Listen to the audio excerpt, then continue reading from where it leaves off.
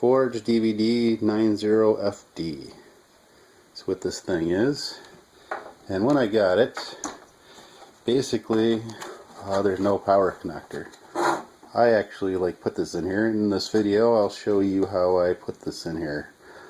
This is not a how to fix one of these. This is how I rigged this particular one up. When I got it, I wasn't quite sure how the power connected to it.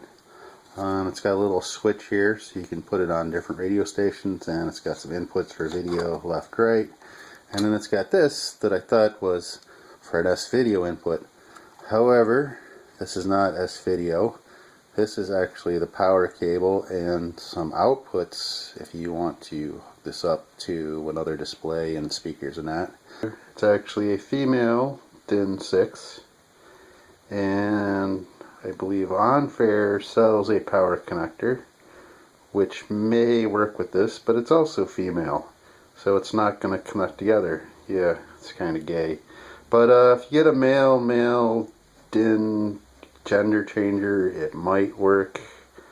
I'm not sure, but you might run into the same issue that I had with the cables, in that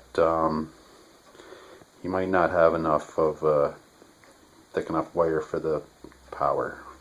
I'll probably just play it. If I'm going to play DVDs, I'm just going to play it through the radio system. I don't care about the outputs. So I just rigged up this power in here, and that's what I'm going to show you how I did, what I did to do that. I created this, basically 12 volt power cable. Not really going to show you how I did this. Basically, it's a 4-pin Molex. It's connected to the yellow and the black. It's kind of hard to tell because I got the shrink wrapping on there. But this is just a Molex, just like you use for your hard drive or your CD-ROM drive. And that's what I hooked up on here, mainly so I can use this in my vehicle, or I can hook this up to my computer, or basically I did this so I have power supply options. I have different stuff I can do with this because I'm not planning to permanently mount this anywhere. So I took the system apart, and I was expecting to find right here in this area some place to connect the power up. You can see there is actually a power switch right here, which has this red wire, which I'm assuming these are positive, although this one's a black one, which actually runs. Actually, I've taken these boards out as well because I've been trying to figure out how to hook up the power in this thing. So this board actually comes out. I didn't get any video of taking this apart. I'll show you how to put it back together once I get this back together. And if you notice too, this wire right here is loose. It was, when I took it apart, it was underneath here, like so.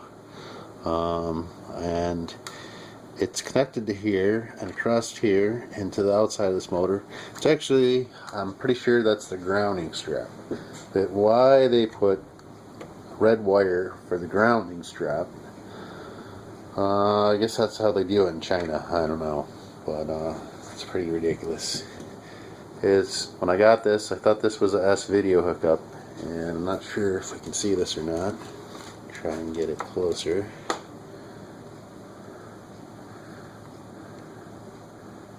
Yeah, there we can see it. It's not a S-video. It is a mini DIN 6, which is basically the same as your PS2 keyboard, PS2 mouse. Actually, you can hook one of those right in there. Let me grab one of those.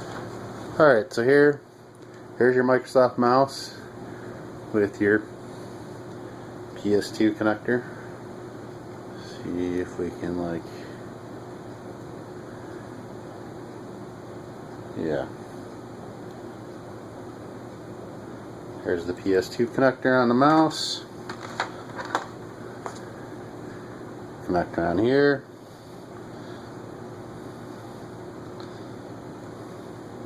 There it goes. However, the issue with the mouse cable is, if you take this apart, it actually only uses 4 wires, and this is using all 6 of them. The other issue is this is carrying the power, the 12 volt power. And in here on the mouse, these wires are not going to be heavy duty enough for carrying 12 volt power to power the DVD player as well as the display. So I do actually have another cable. This is a mini DIN extension cable, and this has actually got all 6 wires in it. However, where's the one? Here it is. Here's the one right. Here's actually the end of it, and this end will actually fit into yeah, there we go. So what I can do is I can rewire this into a connector for the power and the audio left and right and the video. However, I'm not really interested or care about using the video audio out function of this. It does actually have a radio tuner, so if I'm going to use that, I'm more concerned about using these inputs.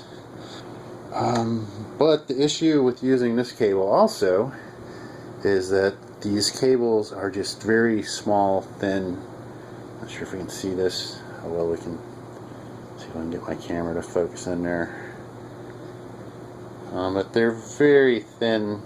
You can kind of see it on the end there. They're very thin. It's not going to be heavy duty enough to carry enough juice for the power the everything on here without could cause a fire. So really don't do this unless you know what you're doing. Are you confident with this stuff?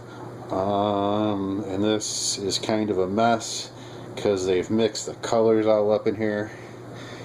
And but anyway, I'm going to see if I can get this straightened out, figured out.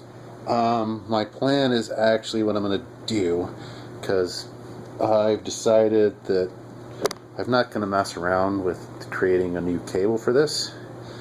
What I'm going to do is actually I'm taking this is off a computer. It's actually a 4-pin Molex power connector, and the red and black is for your 5 volt. The yellow and black is for the 12 volt.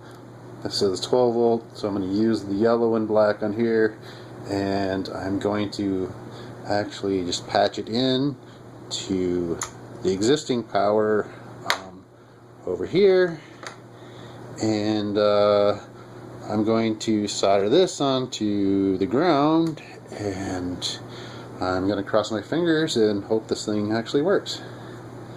So let me see if I can get this hooked up and come back. So I have my 4-pin Molex connector basically wired up here. I'm going to go ahead and solder these, and I have some shrink tube that I'm going to do on there. I don't think I'm going to do the soldering on camera.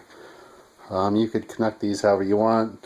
Again, this isn't really a how-to video. This is kind of like a how I'm doing this, and I really don't recommend you do any of this unless you really know what you're doing. I have my wires soldered up here. I didn't do the shrink wrap on here yet, but I figured before we do this shrink wrapping permanently, we should give this a test and see if it's going to work or if it's going to just go up in smoke. So let's I have a little power supply hooked up here. Actually, this is some LEDs from an LED project, so I'm just hopefully they don't interfere, but try and hook up my 12 volt power over here.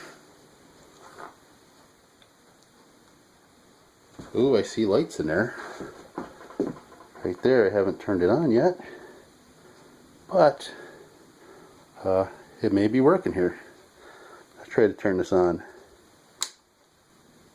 I don't hear anything or see anything, but I don't know if that's good or bad. I can see that the lights are on. Maybe that's just a light switch. It is. Well, I think it is working. I'm going to put it back together here. I'll unplug it first and put it back together. I got pretty much the wires tidied up with some wire ties. I got the shrink wrap on there, so this is all nice and shrink wrapped up. We'll kind of tuck these back. Well, we'll take care of those as we go. Basically I'm going to just put the screws back in.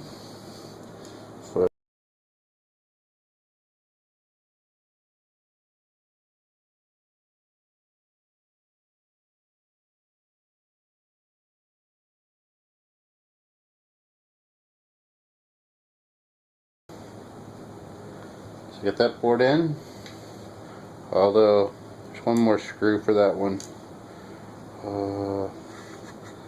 but there was only 2 screws on this bigger board here, which makes me a bit nervous.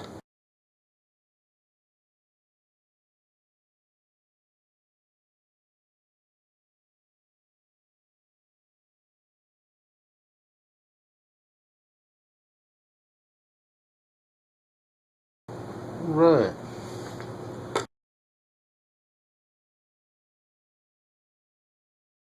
Okay, so I got the boards back on. Now all I'm going to do is put the top panel back on. So here's my top panel. Now normally what you'd do is you'd mount this in your vehicle, and then once this is in there, actually mount your player onto it. But I'm just going to put it back together here.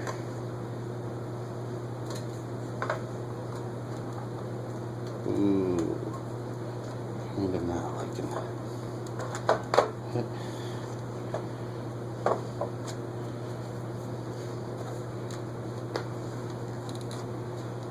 Okay.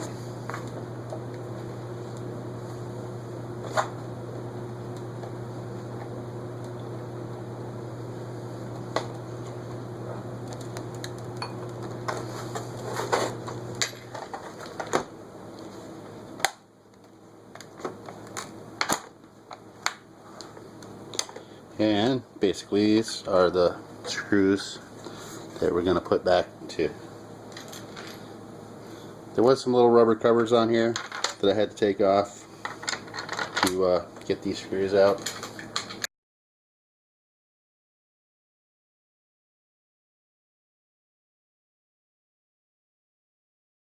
Alright, now that I got my screws all tightened up, let me try it out. Alright, it's kind of dark out here. I'm not sure how well you're going to be able to see this. But this is the unit actually working. Hooked up in my van. Can't see it too well. There's a picture on here. It's pretty dark out here. Kind of staticky.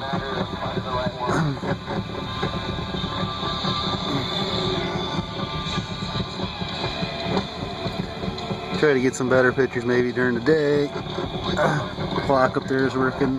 Lights are working.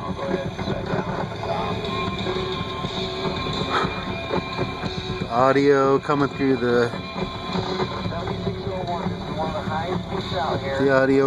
the stereo system through the broadcast, a little shaky, but it seems to be working actually. All right.